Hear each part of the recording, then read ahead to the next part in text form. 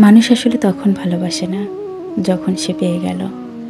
মানুষ তখনই কাউকে অসম্ভব ভালোবাসতে শুরু করে যখন সে তাকে হারিয়ে ফেলেছে কিংবা হারাতে চলেছে। এটা জগতের অদ্ভুত এক নিয়ম।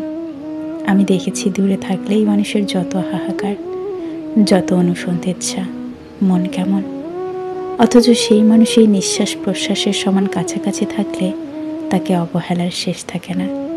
সে পাশে থাকলে যেমন তেমন করে অজুহাত ও ছিলায় তাকে রেখে দিলেই হয়। অথচ একদিন এক মুহূর্তের জন্য সে চোখের আড়াল হলে মনে হয় গোটা জীবনে এর থেকে বেশি দুঃখ আর কোথাও নেই। এমন কেন?